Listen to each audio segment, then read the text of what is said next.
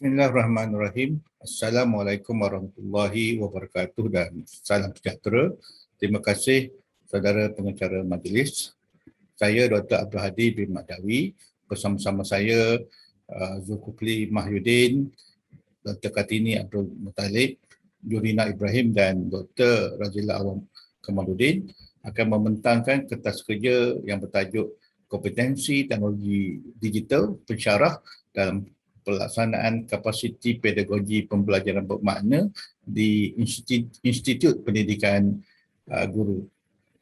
Baik, berikut adalah skop pembentangan kami. Saya akan mulakan dengan pengenalan, seterusnya disusuli dengan penyataan masalah, objektif kajian, kerangka teori, metodologi, dapatan dan perbincangan, dan akhir sekali kesimpulan dan cadangan. Baik, saya akan mulakan dengan pengenalan.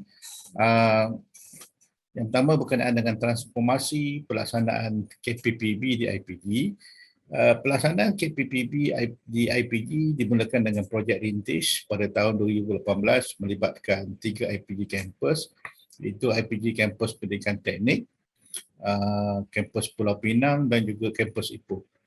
Seterusnya diperluaskan pada tahun 2019 melibatkan 14 IPG kampus dan pada tahun 2020 diperluaskan lagi kepada 10 IPG kampus CPD, ya. Dan alhamdulillah pada tahun 2021 kita dapat melaksanakannya pada skala penuh melibatkan 27 IPG, ya, beberapa aktiviti seperti bengkel bimbingan pembangunan kurikulum dan juga bimbingan instruksional, ya, telah kita laksanakan di seluruh 27 IPG kampus, ya. Baik. Dari segi fokus pelaksanaan KPPB di IPG pula adalah terhadap kepada pembelajaran pencapaian pembelajaran bermakna seperti mana ditunjukkan dalam model konsep pembelajaran bermakna Fulan Langworthy 2014 ini. Berdasarkan pada model ini, untuk mencapai pembelajaran bermakna kita perlukan teknologi ubiquitous, ya, ataupun kita panggil teknologi digital. Dan pada masa yang sama juga kita perlu mencapai kompetensi 6C dalam kalangan pelajar kita. Dan untuk makluman semua, setiap C tersebut, ya, ada mengandungi elemen, ya, elemen ataupun dimensi pemanfaatan digital seperti mana yang ditunjukkan di sini untuk elemen karakter, ya. Dan jelas di sini menunjukkan bahawa terdapat keperluan terhadap kompetensi digital, teknologi digital dalam kalangan pensyarah kita dan juga pelajar di IPG kampus. Baik, dari segi penyataan masalah, ya, yang pertama berdasarkan pada Fulan, McEachin dan Queen 2014 yang menjelaskan bahawa terdapat 4 elemen yang perlu dilaksanakan dengan bijak untuk mencapai pembelajaran bermakna, iaitu amalan pedagogi, perkongsian pembelajaran ataupun learning partnership, ya, persekitaran pembelajaran yang merujuk pada amalan kolaboratif dan juga pemanfaatan digital. Dan ini ditegaskan juga oleh BEL 2018 berkaitan dengan pemanfaatan digital. Baik, dunia pendidikan perlu berubah sejajar dengan keperluan dunia sebenar, ya. Walau bagaimanapun teknologi bukanlah penyelesaian, ya, tetapi lebih kepada peluang untuk menyelesaikan masalah. Berasaskan kepada penulisan mereka, pendapat Fulan, McEachin, Queen dan juga BEL di sini, jelas, ya, kita boleh simpulkan bahawa terdapat keperluan dari segi tahap kompetensi yang tinggi dalam kalangan pensyarah kita bagi membolehkan teknologi digital itu dapat dimanfaatkan bagi yang pentingnya untuk memastikan kita dapat mencapai pembelajaran bermakna, khususnya dalam kalangan pelajar kita.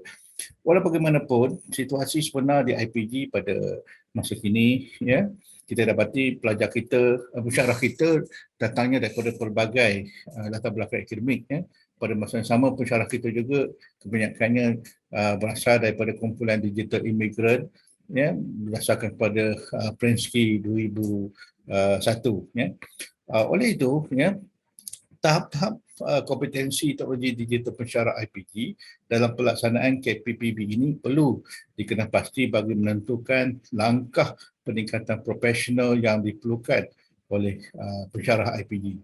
Baik, pernyataan masalah yang kedua, ya, kita boleh lihat penulisan oleh KOP 2018 yang menjelaskan dalam penggunaan teknologi digital, pelajar mesti terlibat dengan objektif pembelajaran itu sendiri. Ya. Kemudian meningkatkan pembelajaran dan dapat meluaskan pembelajaran mereka dengan teknologi tersebut ya, kepada amalan yang praktikal dalam dunia sebenar.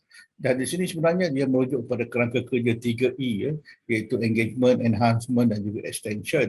Dan juga berdasarkan pada Sarah Bellow ya 2020 terdapat keperluan untuk menguasai beberapa aplikasi tertentu, perisian tertentu yang membolehkan pensyarah kita, pelajar kita mencapai pembelajaran bermakna ataupun objektif pembelajaran. Jadi di sini ya, penggunaan ingin ditegaskan di sini bahawa penggunaan teknologi digital bukan secara automatiknya atau berlangkah automatiknya yang menjamin pencapaian pembelajaran bermakna.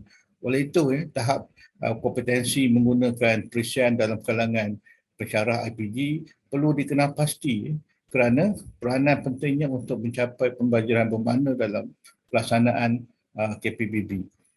Oleh itu, berdasarkan pada penyataan masalah ini, ya, jadi kajian ini menetapkan tujuan ataupun objektif, ada dua di sini. Yang pertama, untuk mengenal pasti tahap-tahap kompetensi teknologi digital pensyarah IPG dalam pelaksanaan KPPB dan untuk mengenal pasti tahap kompetensi menggunakan perisian dalam kalangan pensyarah IPG semasa melaksanakan KPPB. Dan berdasarkan pada objektif kajian tersebut, kita telah tetapkan dua soalan kajian untuk dijawab di mana ditunjukkan di sini. Okay, dan dari segi kerangka kajian, teori kajian ini berasaskan kepada model kapasiti pedagogi pembelajaran bermakna yang dicadangkan oleh Cullen, Quinn dan Chen 2018, kerangka kerja 3E oleh Lisa Kopp 2017 dan 2020 dan juga berdasarkan kepada kompetensi global 6C yang terdiri daripada kemahiran critical thinking, creativity, komunikasi, karakter, citizenship dan juga collaboration. Baik, kajian ini menggunakan reka bentuk kajian kuantitatif, kaedah tinjauan dan sudah semestinya menggunakan statistik deskriptif dan melibatkan responden seramai 2,385 orang daripada 27 buah kampus IPG.